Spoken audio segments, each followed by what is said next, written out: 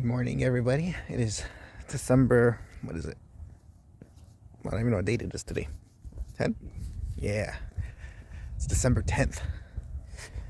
And I started rereading Dune. And in chapter 1,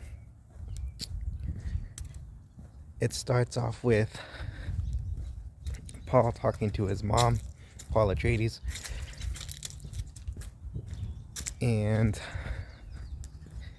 his mom is preparing him, or not preparing him, but well, first it starts off with, so there's Paul, his mother, and then there's what's known as the Reverend Mother, which in simple terms, the Reverend Mother would be she would be the top dog, the head honcho in this specific group that his mother is part of. It's just it's a matriarchy. And the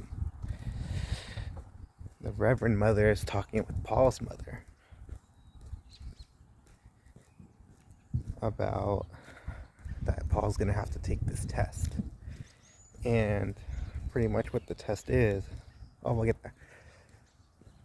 So then she knows that even though Paul was asleep, but he was awake. Have you ever, so when you're like a kid, you try to pretend you're asleep, but you're obviously not? It was like one of that, but the Reverend Mother knew that. So, in this matriarch, in this group, they have this power, what's called the voice. And it's, I guess in simple terms, it would be kind of like the Force. But only certain people have it.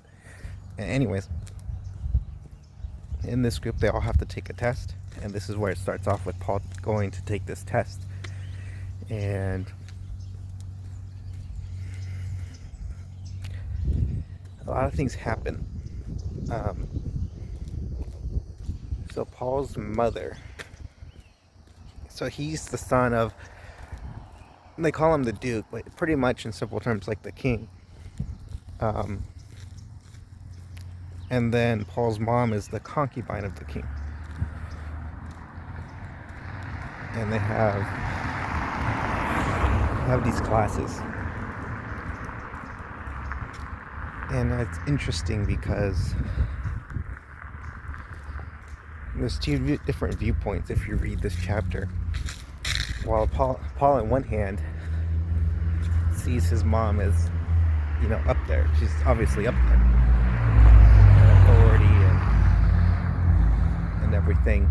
Because she's the mother of the next heir she's the mother of the next heir of the king and the king's concubine. While the Reverend Mother, as Paul describes it, talks to her as she's like a servant, just like some lowly servant. And it's interesting because Paul still has Paul in Paul's realm, because he's only like 15, he's still young. And they have two different views of from where they're from and what they've done in their lives so far. And so anyways, Paul goes in the middle of the night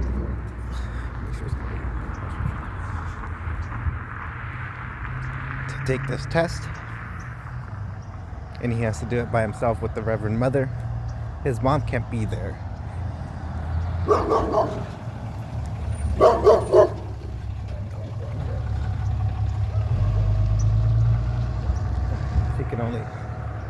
She can only hope that Paul passes it.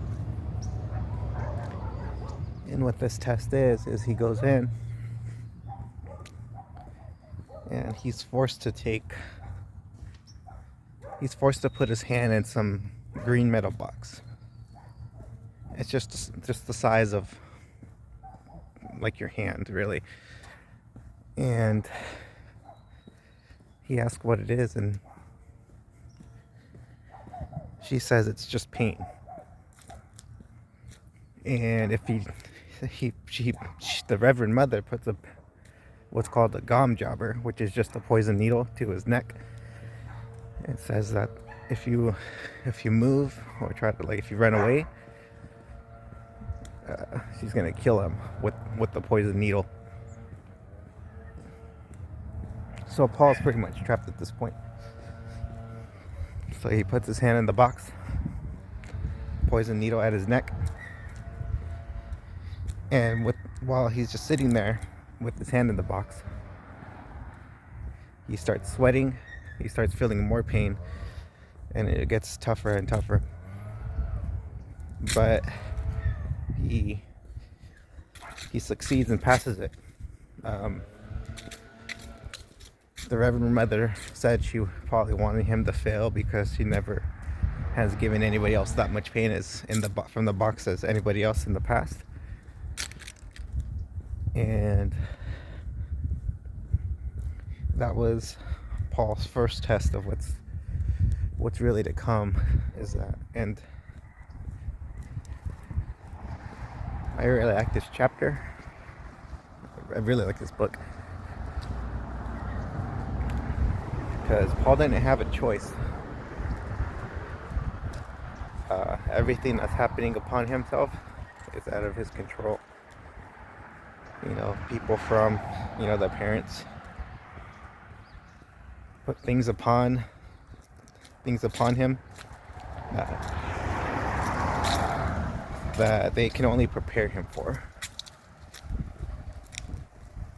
So, yeah, that's all I want to talk about today. And we'll see what chapter 2 comes out. I have to read chapter 2 again. Thanks for watching, and peace be with you guys.